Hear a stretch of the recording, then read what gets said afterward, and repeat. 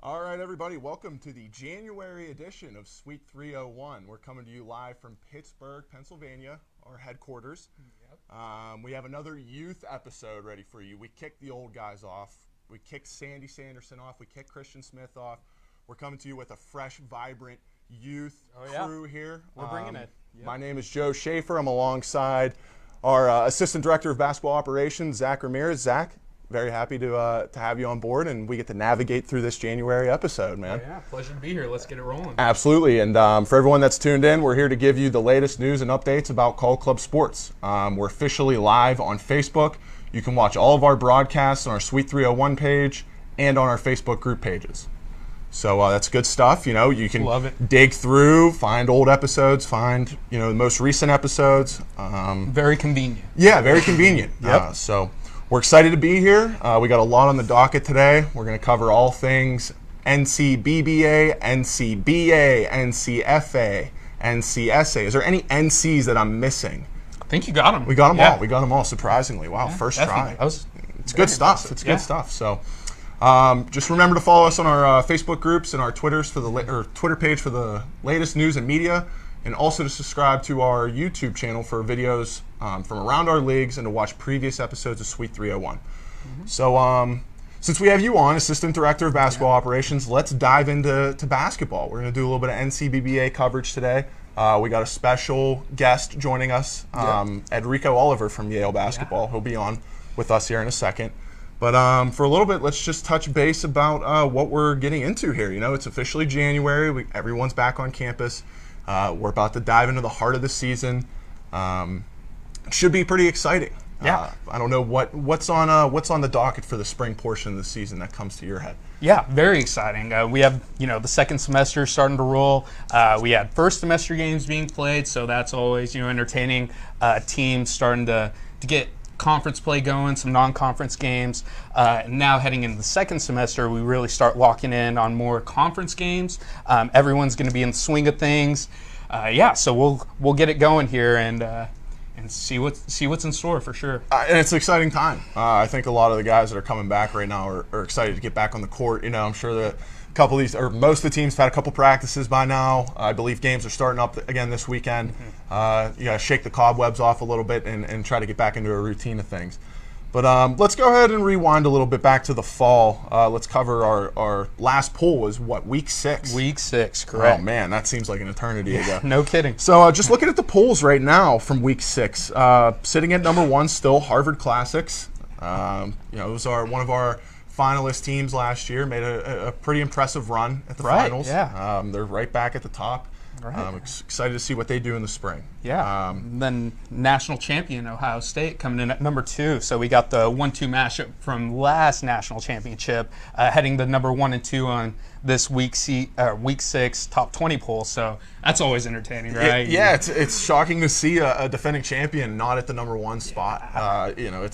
But Ohio State. We talked to. I forget, one of the team representatives earlier back in the fall told us that they were in a bit of a rebuilding process. Might start off slow. All it takes is a little bit of momentum for them to get rolling, get back on top. And then we got at 3, we got Syracuse, familiar face as always. They've pretty much built a pretty established program up there. It's exciting to see them hanging around again. And then 4, Arizona State. It's out in your neck of the woods, being a Grand Canyon graduate. Some previous experience playing Arizona State. From what I've heard, they were a young team last year. They'll be returning quite a few guys. So look for them to make some noise again for sure. Definitely a good program. They've got themselves well established over there. So always a fun team to play against and have in the league, of course. Absolutely. And then 5, we got Princeton, another pretty solid program. 6, East Carolina. They did receive, I believe, a couple first place votes from some of the voting ballot.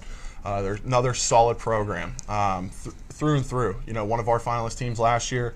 Not shocking to see them at 6. We got a 2-way tie at 7th for Boston College and Townsend.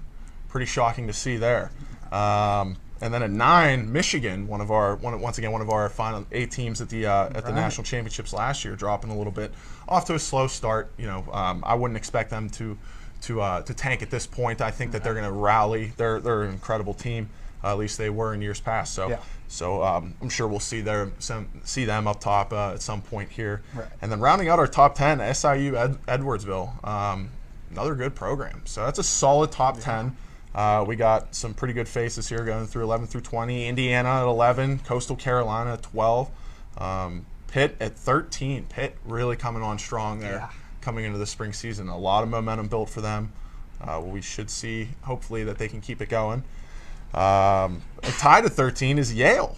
We're excited to talk to Enrico here in a little bit and get his little perspective on things. A new team, so that'll be interesting to see how they've adapted and developed and come aboard the NCBBA, and so far 6-0, so off to a hot start, and we'll see how. Love seeing new teams in the top 20. Love seeing new teams in the top 20, and then at 15 we got St. John's, 16 at West Virginia, 17 Georgetown.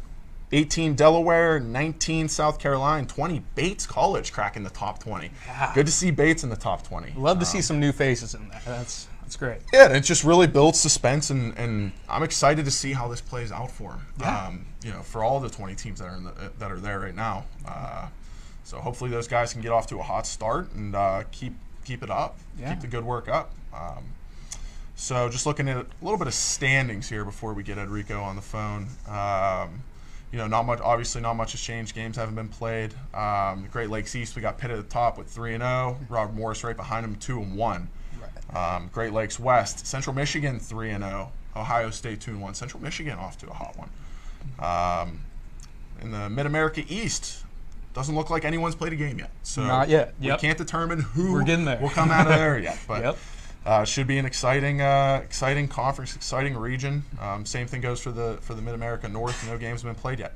Mid America South, SIUE 5-0, 5-0 start in the fall. That's a way to really get your foot in the door here, moving into the spring. Make some noise. Yeah, and then Mid Atlantic Central, two-way tie at the top. Delaware and Townsend 6-0.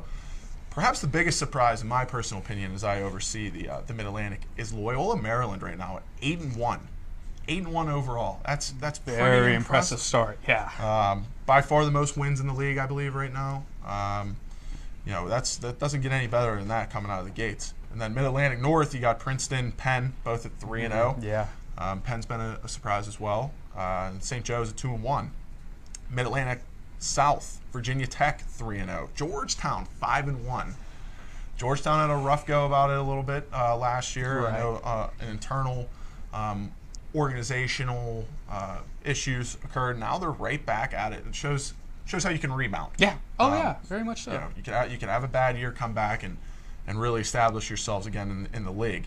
That's good to see from Georgetown. Right. Bates College at New England North 6-0. UMass Lowell and Harvard Classics 3-0. And then the new Harvard team, the Harvard Hoopsters, 5-1. Yeah, coming in. The Harvards are definitely coming for the trophy. They're really, committed. They're trying to 100% bought in. Yeah. They're exciting. They're exciting teams to see. Yeah, definitely. So, New England South, Northeastern, and Holy Cross 3-0, along with Boston College. That's going to be pretty That'll interesting. Be fun to see how that shapes up. Interesting conference. Yeah. New England South. Keep your eyes out for that. And then New England West, Yale. Then we're going to talk to them again. 6-0, new team. Shocking start. It's tough to do. Fairfield right behind him, 5-1. Another team that has come to surprise a little bit. North Atlantic East, Albany 5-1. North Atlantic South, St. John's 3-0. Montclair State 2-1. Drew 2-1. Yeah. So once again, that'll be a pretty competitive conference as well. And then in the North Atlantic West, Syracuse, no surprise there. In the South Atlantic Central, Georgia 3-0. Once again, a team that really fell apart last year, able to bounce back, get off to a hot start. It's good to see from them as well. No games have been played. South Atlantic North, everyone's 0-0, as well as the South Atlantic South. And let's go to the SOPAC, Southern Pacific East. GCU Purple 2-1. Wow. Yeah. How does that make you feel? Feels good. I'm excited to see what GCU White has in store coming here. Oh, that's a team I had the pleasure of playing on last season, so it'll be good to see how the Lopes shape up this year. I always have a foot in the door there. Have to get the input from the former GCU White. So yeah, it's exciting to see. They'll kick their season off here in the spring. So we'll watch out for them. Southern Pacific North, Cal Poly 2-1, Stanford 4-2. Yeah. Solid starts. Solid Very starts much, from both yeah. teams. And then rounding out the Southern Pacific West, Cal Poly Panoma is at the top right now at 2-1. So interesting fall, to say the least. A lot of new faces. Yeah, a lot of them. Starting out good. A lot of familiar faces. But it's make or break time here in the spring. Yeah. As we get through January and February.